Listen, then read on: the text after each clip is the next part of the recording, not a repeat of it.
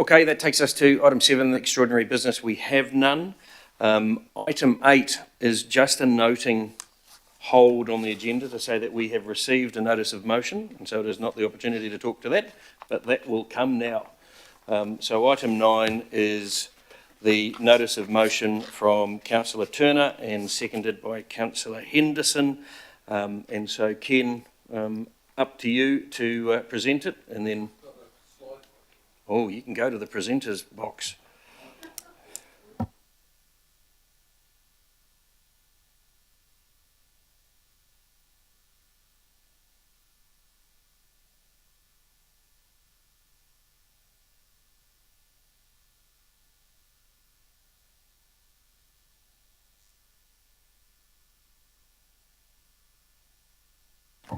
So my notice of motion is really to try to get some action happening fast. It's after 20 months, there's no decisions been concreted in.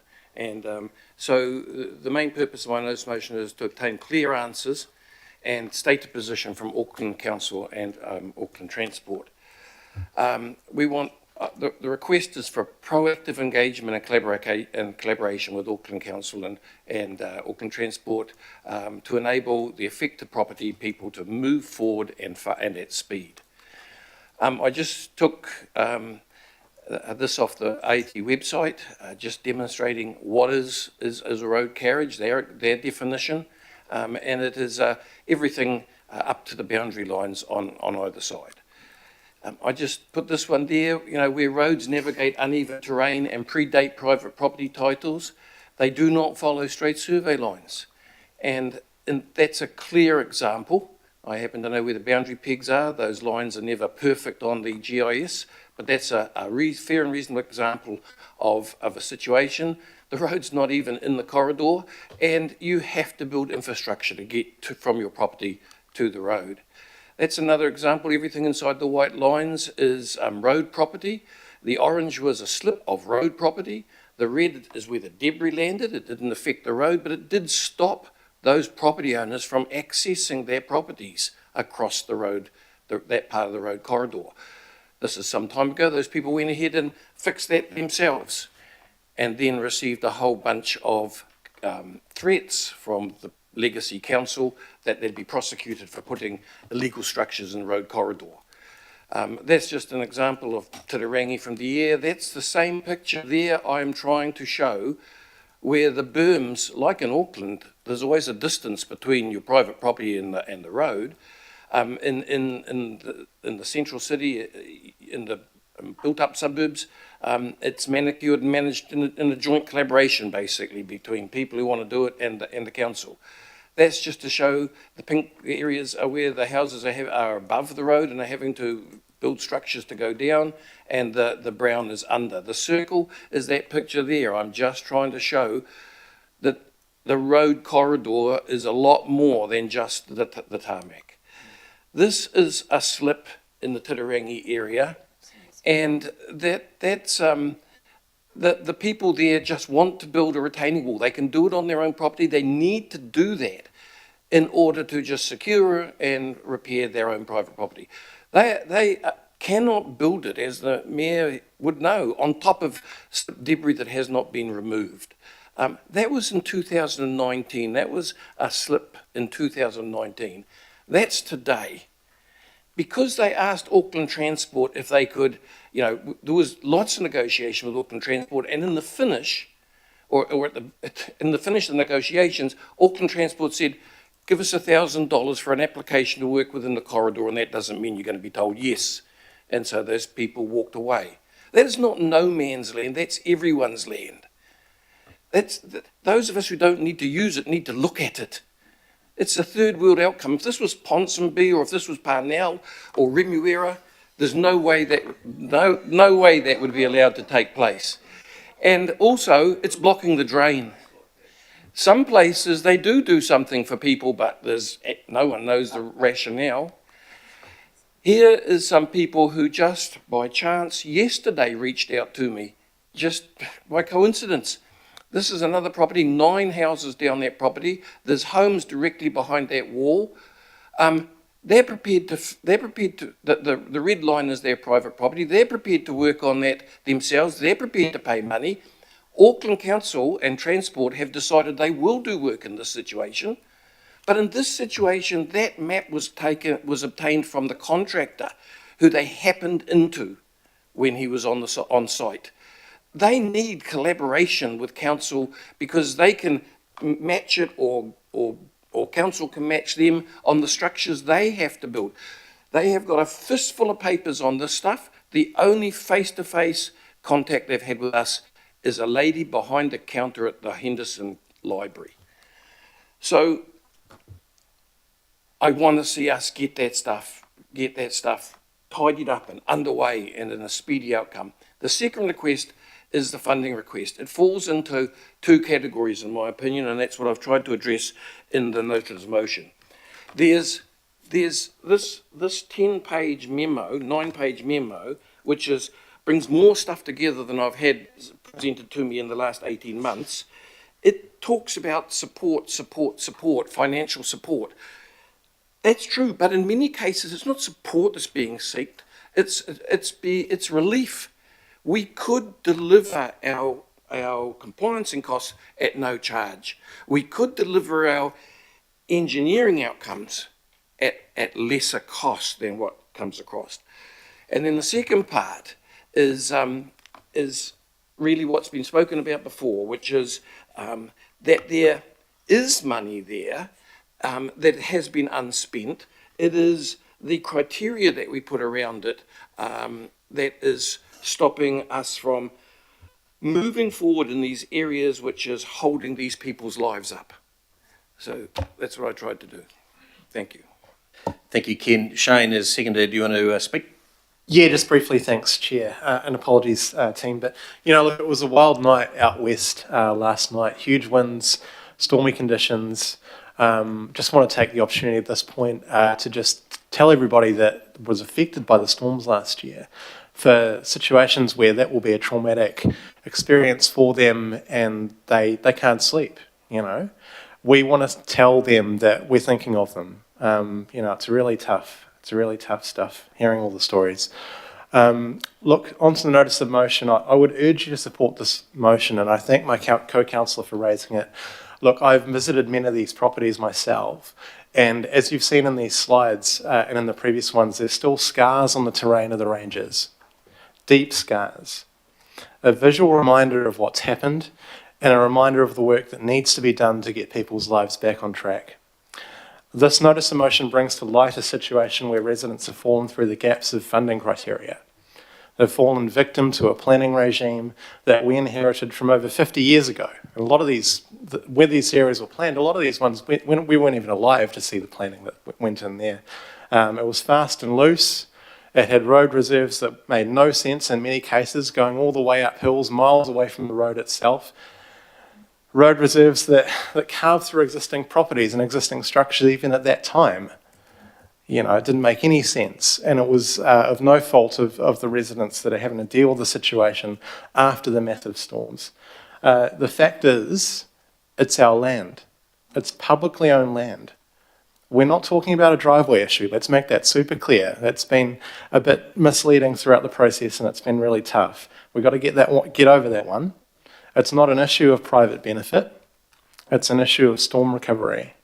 It's an issue where publicly owned land has been or is threatening to cause huge damage to homes.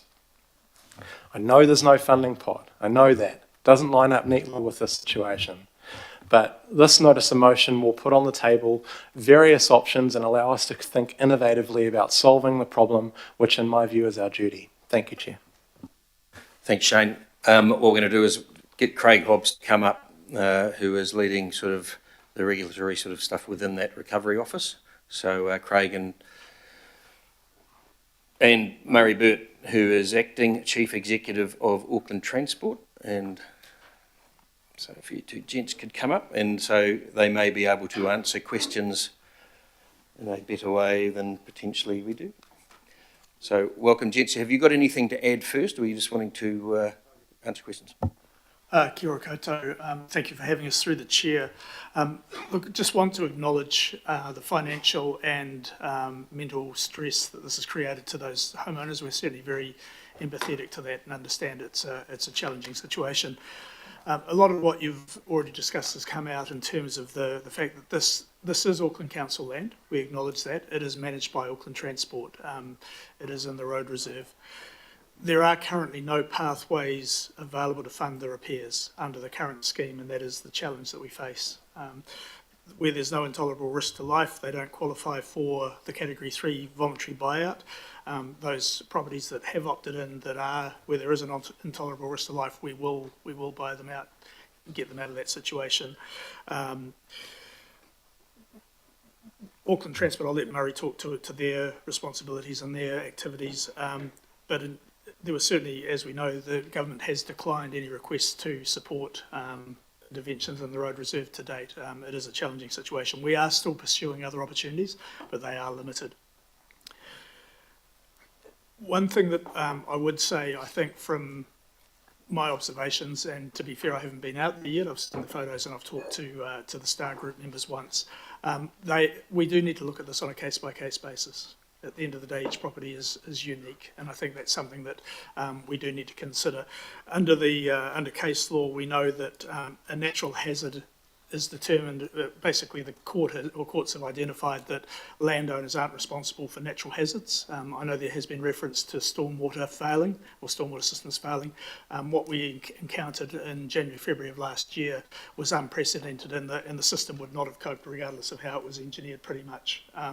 So that is a challenge. So as a result of that, and based on that case law, I think again we do need to consider each property in its own rights. So I'll stop there. Murray, I don't know if you want to add anything. Yeah, thanks, Craig. Yeah, Murray Burt, Director of Infrastructure at Auckland Transport. Maybe I'll just add a couple of things that are actually outlined in the memorandum and respond to some of the previous comments. It is pretty clear what the AT position is, and this is reflecting our role as a road controlling authority and the funding rules and the bylaws under which we operate. So AT is funded through the National Land Transport Fund to maintain and renew formed public roads, and where the formed road is not at threat, then we don't have funding to do maintenance and renewal on parts of the road reserve that are not supporting the formed road. The other area is that AT has given a clear response that under the road corridor bylaws, damaged vehicle crossings must be repaired at the owner's cost. And that's part of the agreement when the road crossing is established. So just those 2 points. Okay, thanks, gents. So look, we just need to be clear here, this is a notice of motion, and so the questions need to be directed at Ken.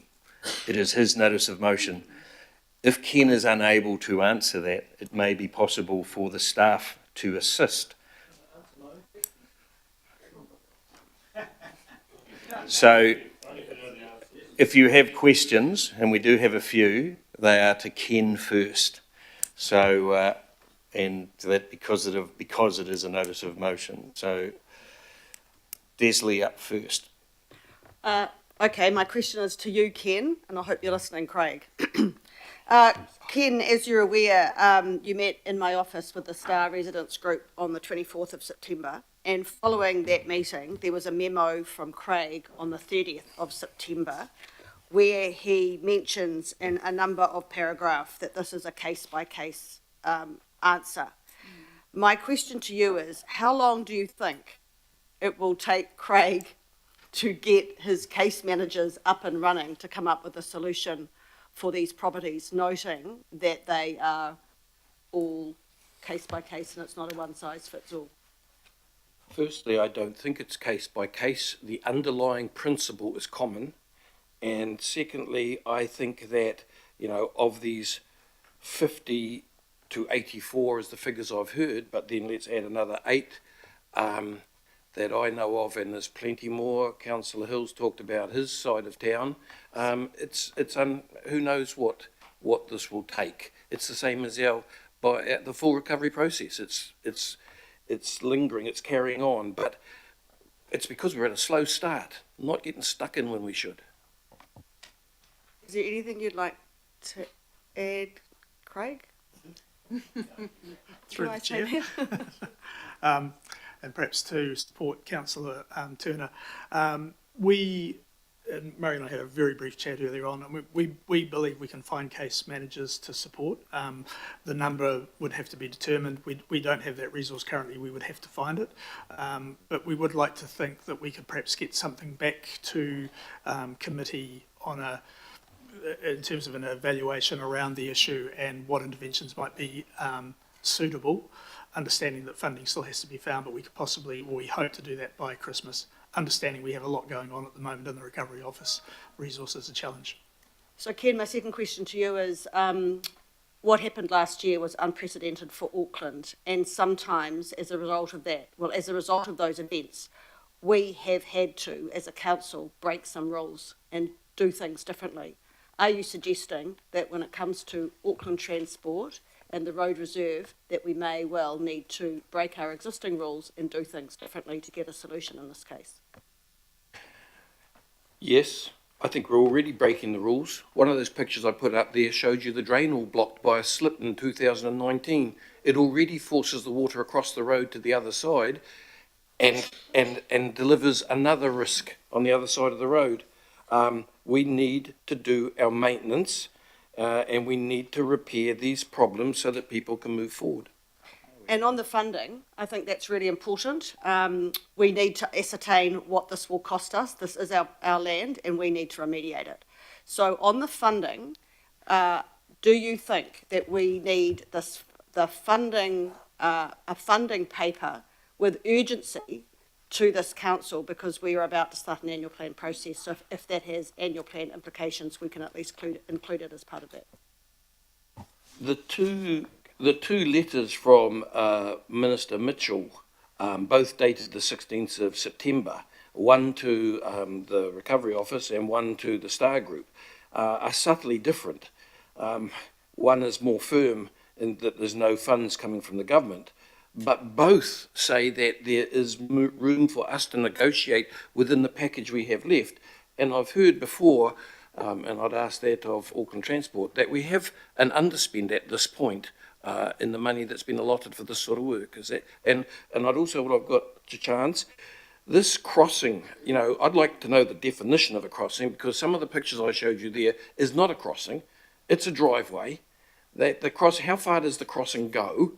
And the people are not expecting their driveway to be paid for, but they can't build the driveway in the circumstances we have in place.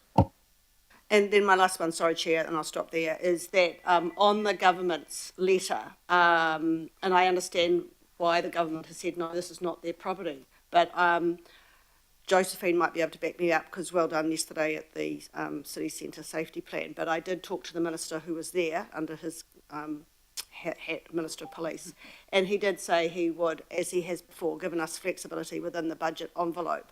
And that is an option. Is that an option for us as well? I think it is, but the important thing is collaboration so that everyone knows what's taking place. At the moment, there's a whole bunch of blank holes and the public is sitting in one of them. Thanks. Chair, I support this 100%. We've just got to figure out how we do it quickly. Thanks, Leslie. Greg? Yeah, thanks, Chair. 2 or 3 questions. First one's about this pool that's, if we could change the criteria, that hasn't been fully spent yet. But I'm under the impression, I don't know if Councillor Turner or Shane can help, or the officers, that pool is going to be exhausted as it is anyway. So my concern is, if we start to dip into that and for this, change the criteria and dip into that, the funds, somebody else is going to run out at the other end of things. So is there any guidance on, this current, looks like there's an underspend, probably because we haven't spent anything, but how at risk is that, without any change to criteria, that funding pool being exhausted? Have you got an answer to that, Ken? No, I haven't. Are you able to assist? Okay, the Murray? answer is you need a funding paper. Deputy Mayor's helped me out. So Murray, anything to add? I can just add that the flood recovery works is a work in progress, and we're not in a position to declare any surplus funds at this point. We have almost 200 sites still to go, and these are the most major and complex. We are always trying to achieve better, faster, cheaper outcomes, but we won't know the exact financial position until the end of the program of works. Mr. Chair, a supplementary, please, through that, because this is the problem. We've just, your comment here with respect, lets me know that this is a living document, a living process, a living criteria. That's what we get told all the time, and that's what I'm trying to do with this notice of motion, is pin down some answers, because that leaves us walking away from this table in the same place as we came, kind of unknowing. Thank you. Okay, Chris? Oh, sorry, Greg. Yeah, sorry, Chair, I just had a couple others there. But yeah, obviously it's important to know the goal, right? So how much money are we looking for? So just on that note, obviously I think it's a good idea that we get this financial funding paper together so we know it. So have we, as we sit in the room today, have we got any idea of the quantum amount that we need to address this particular issue across Auckland, or will that come out in the paper?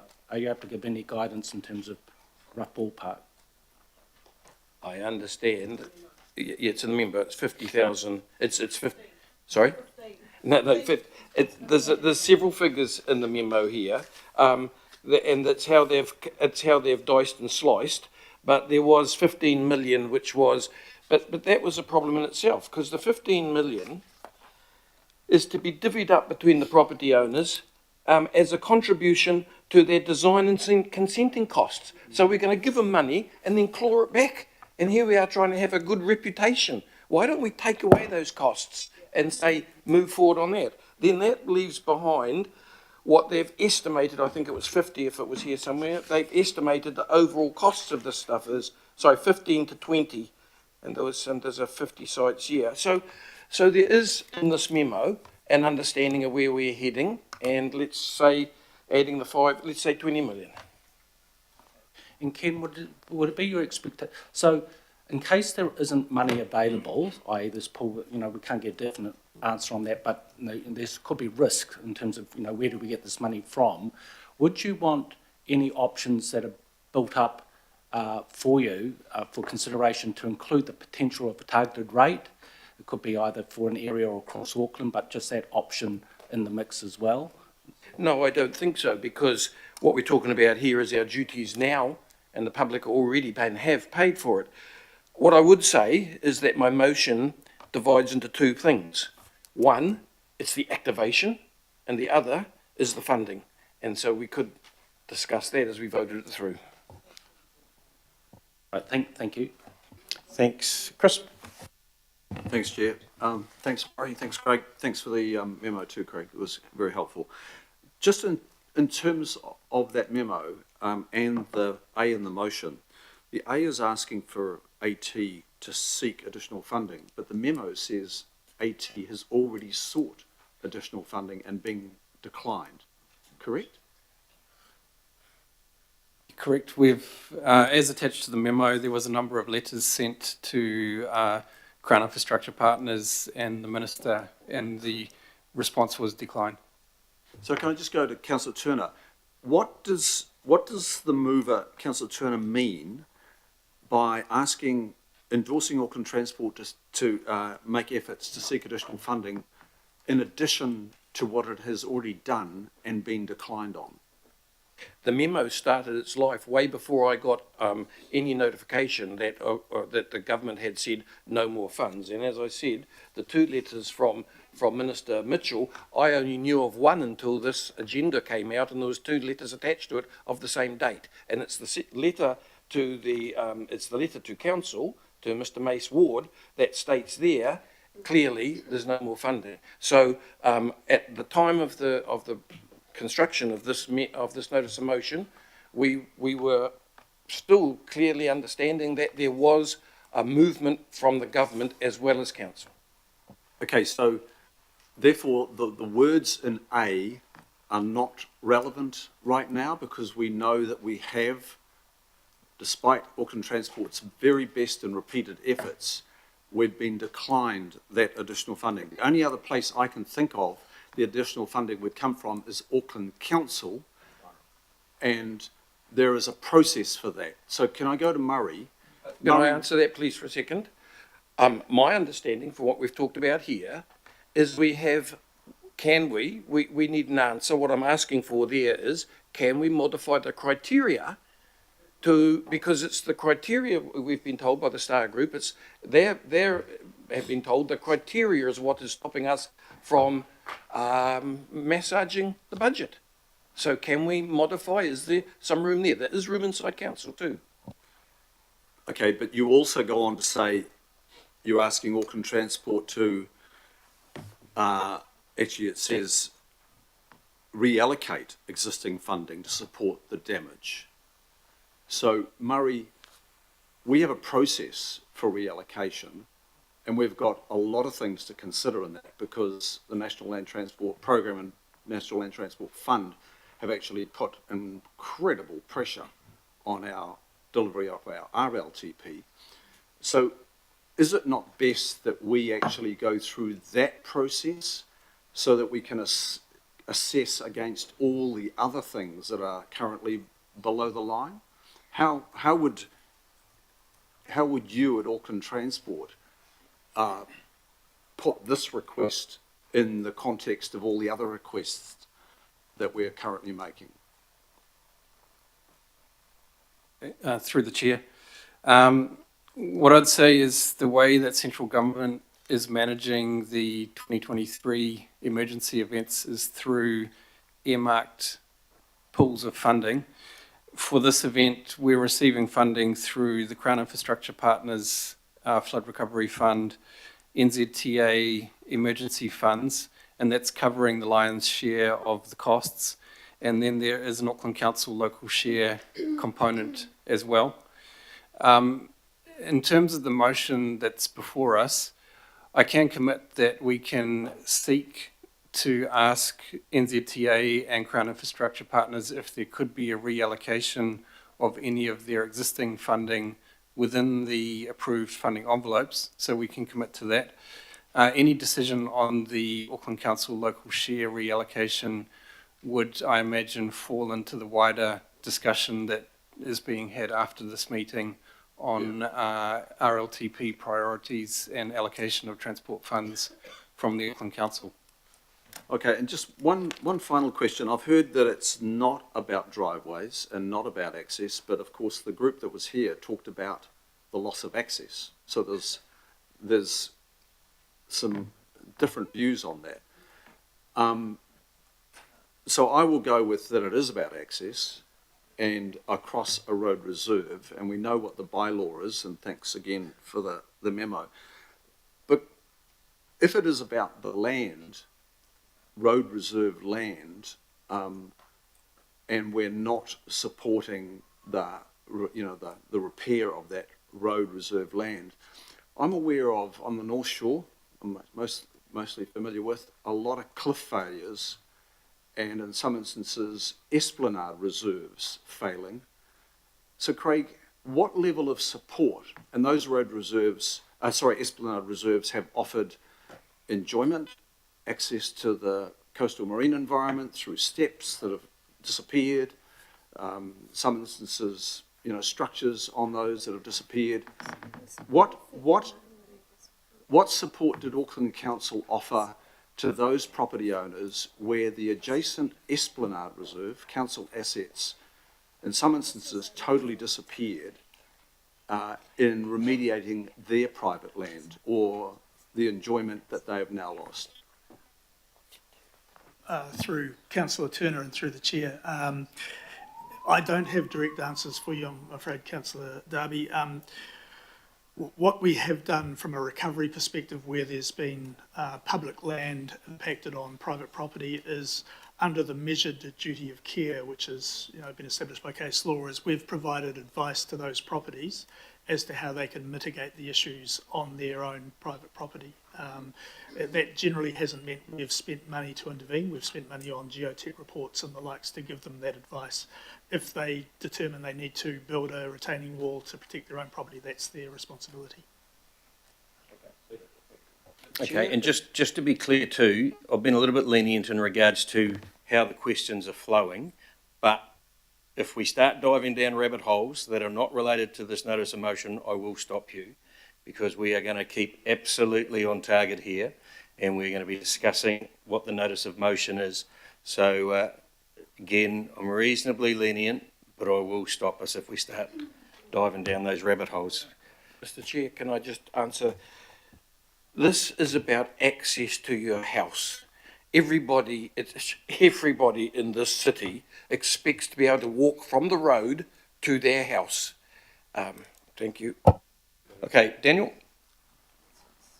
Well, thank you, Chair. My questions have to be directed to the move of the notice of motion. So, Ken, just to clarify, we are talking, the enjoyment factor here is people being able to, go from their home to get to work, and kids getting home from school to arrive home. That's the enjoyment of access that we were referring to here. First question. No, it's all about mental health. If you can't get to your house and you can't refix your infrastructure because the underpinning issue is on the side of the road, there's no such pleasure in any part of life. Okay.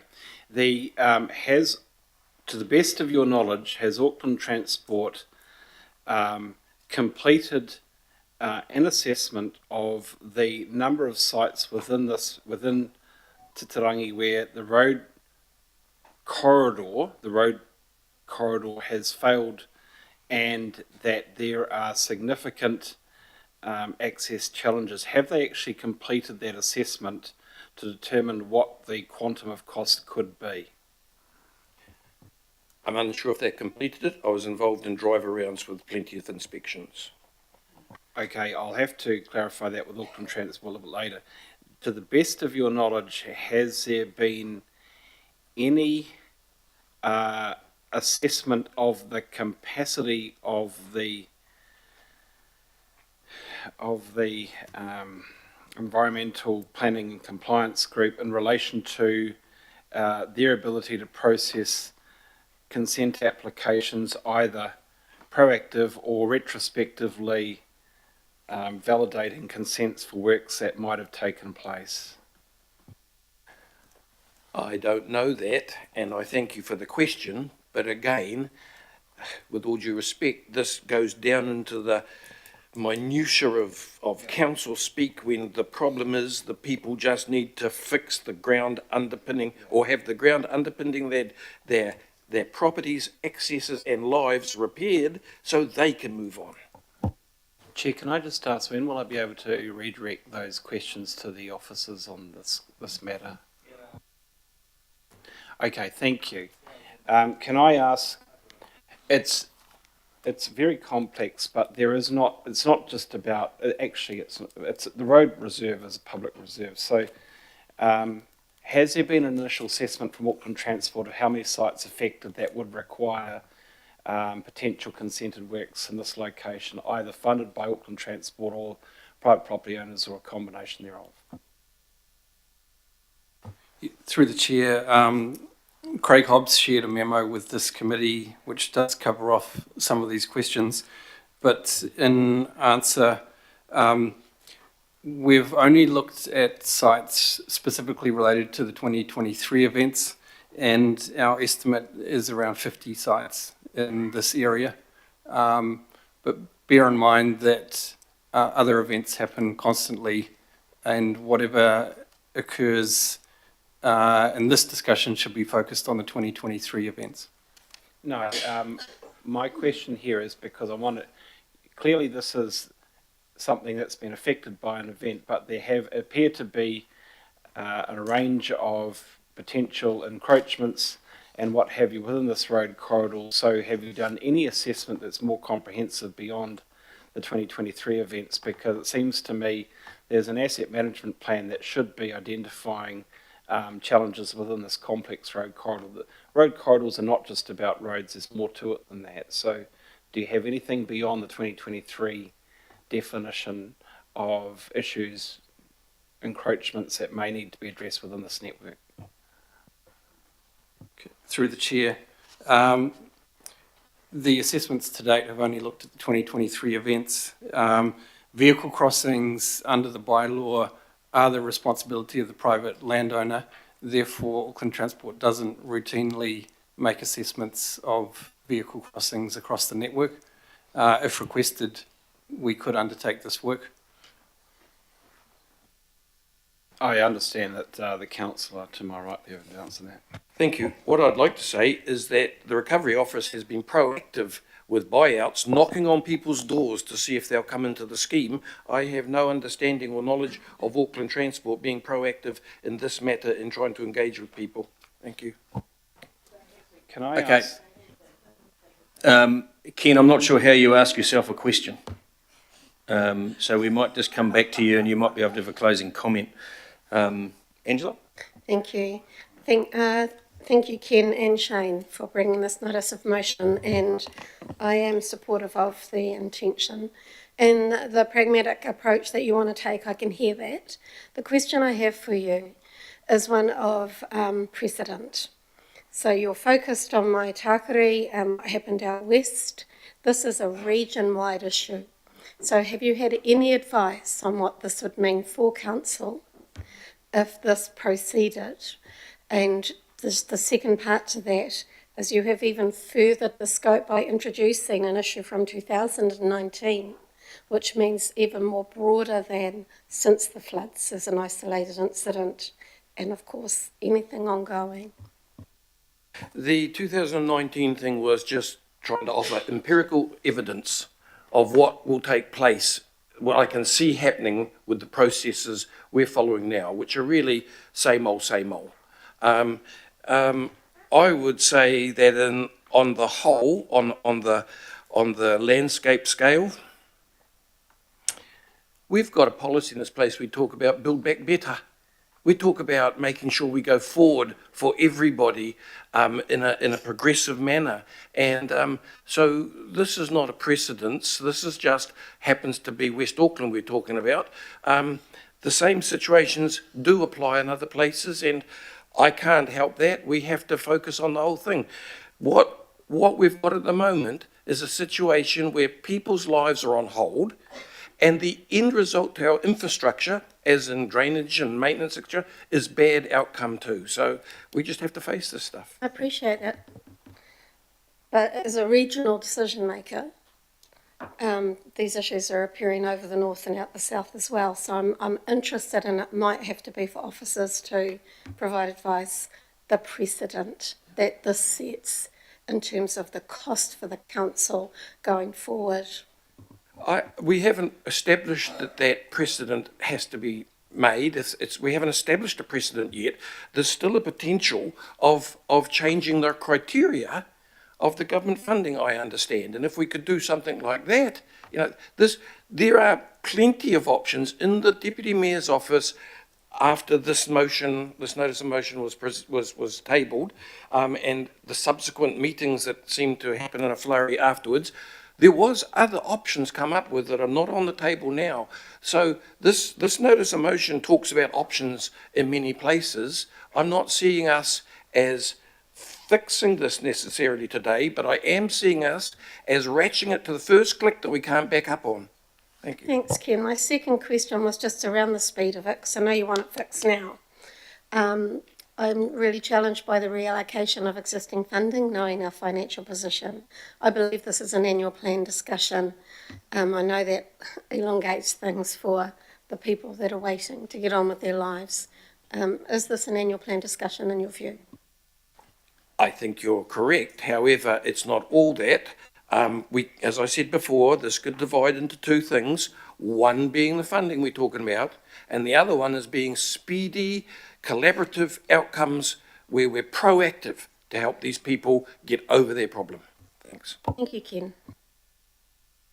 Thanks, Angela. Julie?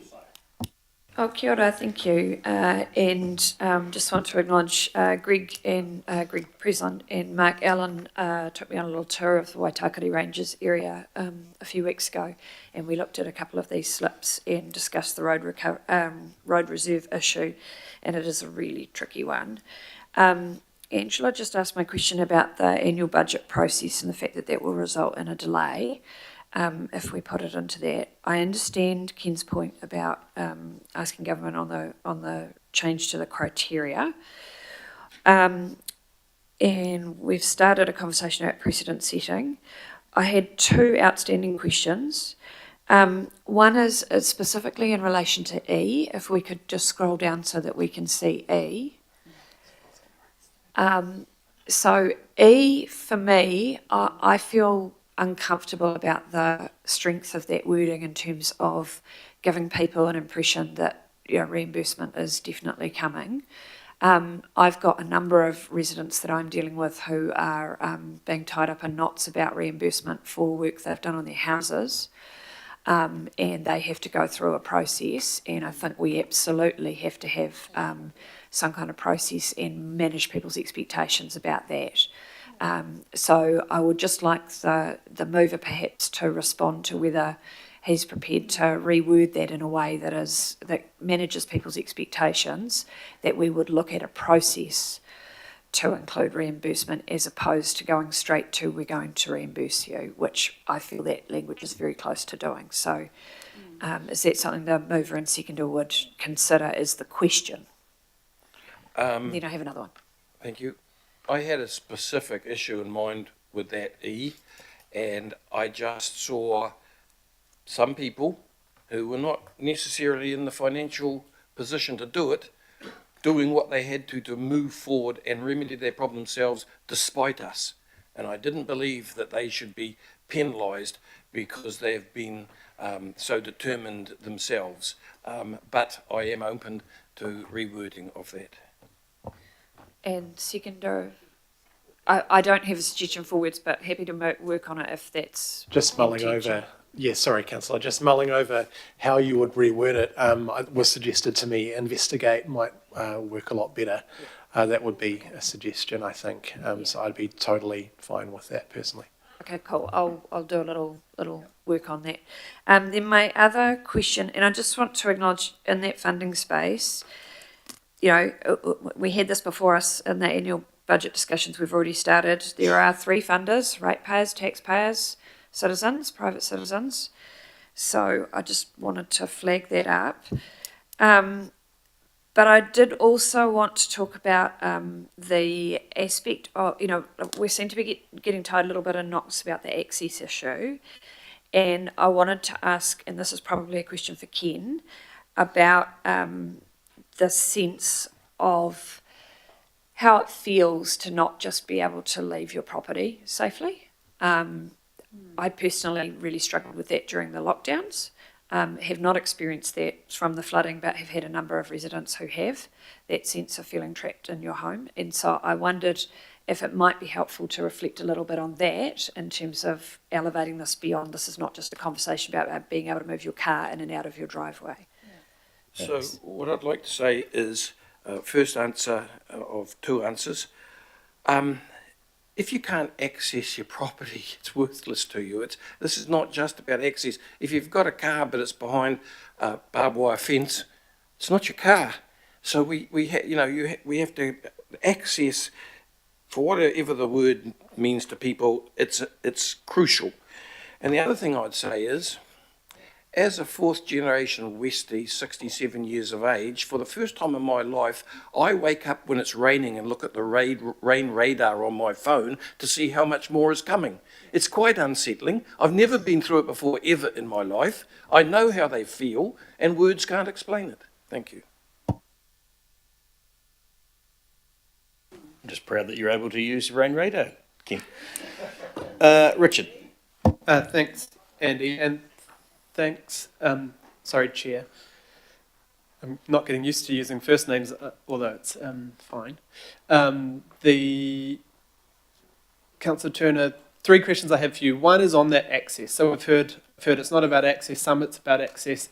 Is this, and I guess this is why it should potentially be case by case, is this focused on those who cannot get access / easy access to their homes, or is it broader than that? Let's swap the word access for life. This is It's just a situation that these people have found themselves in at no fault of their own. And let's look at not just the cost of trying to fix the problems they've got, but the reality of the relationship and the collaboration they have to have with council and the council family to be able to move on this matter. That's where there's a total disconnect.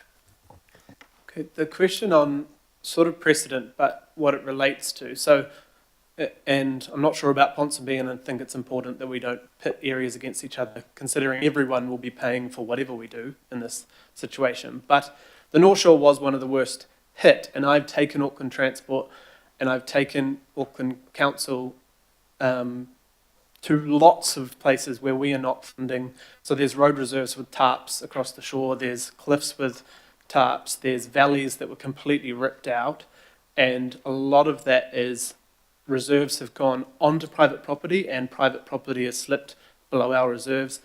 Are you saying, or do you think, because every time I get legal and basically anyone says it's actually not council's responsibility, and those people, in a large part, if they haven't been bought out, have had to spend hundreds of thousands of dollars on their own property. Is that including all of those properties too? Like it would be in the hundreds on the North Shore that have similar issues.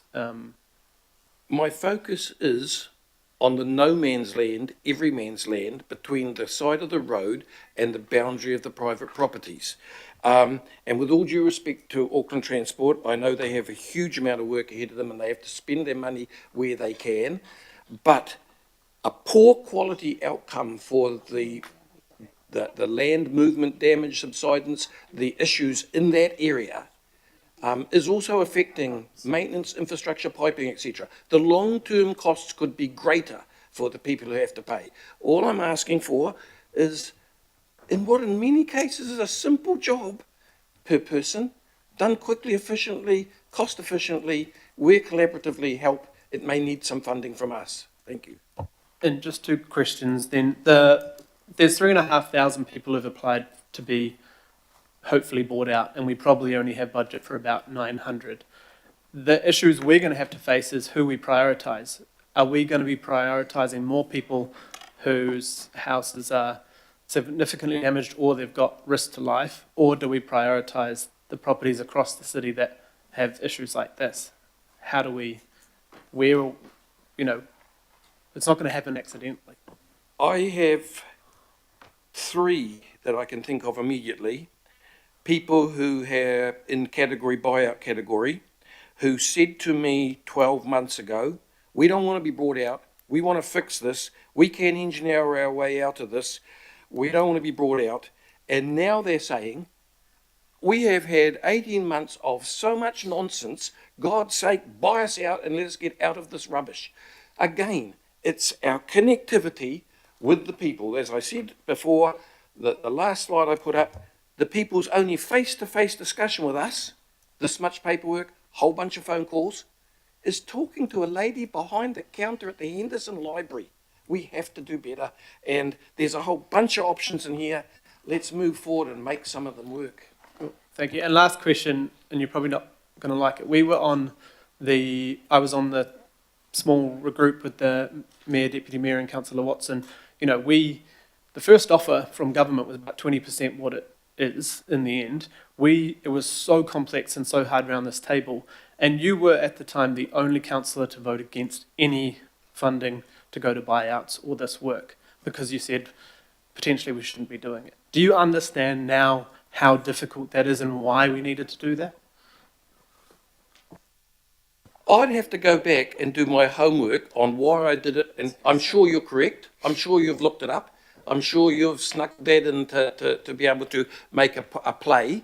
But I have never been against these people being helped by, that's what the council organisation is for. It's collective funding for everybody. So I will answer you in public if you need. I will go away and do my homework, find out exactly what I said in the context of what it was said, and come back to you. Thanks.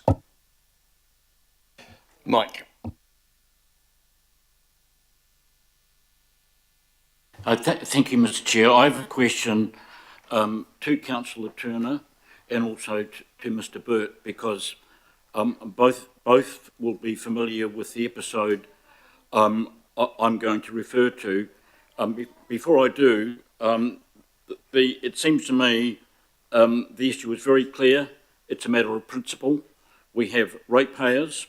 Auckland ratepayers collectively will be paying this council $2.8 billion this year in rates, and these ratepayers are unable to have full access and full enjoyment of their rated properties. So my question is,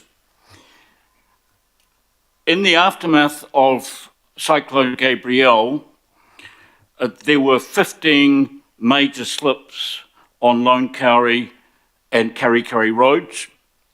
And given all the other damage that Auckland Transport had to deal with, it appeared to that community that their 15 slips was going to be low priority. In fact, they were told that. And so what they did uniquely was, as Mr. Burt said in an article in Newsroom, effectively dug themselves out in a remarkable way. What happened was those 15 slips were cleared by local residents who, fortunately, among them had the skills and equipment to do so. The work was done by 6 or 7 local people. It was cleared in 6 or so weeks. The whole road was opened up.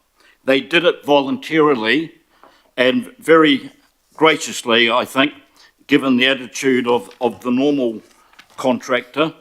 AT paid that community $200,000 for clearing the 15 slips.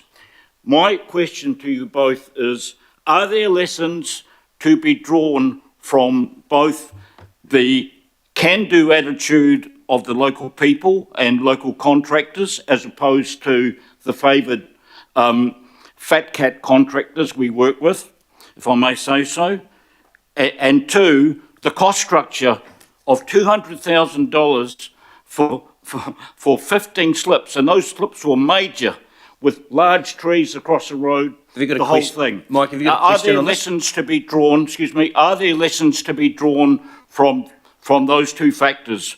The willingness to get out and get the job done, and two, the extremely economic cost of doing it that way rather than the cost structure we've got here for $15 to $20 million for 50 slips. Are there lessons to be drawn? So thank you for raising that. That's a very, very good point. That community took matters into their own hands. So that's the first thing about compliancing and the cost and the complication of it. They basically said, get lost, we're doing this. They got it done. They got it done well. And then at the finish, they were reimbursed.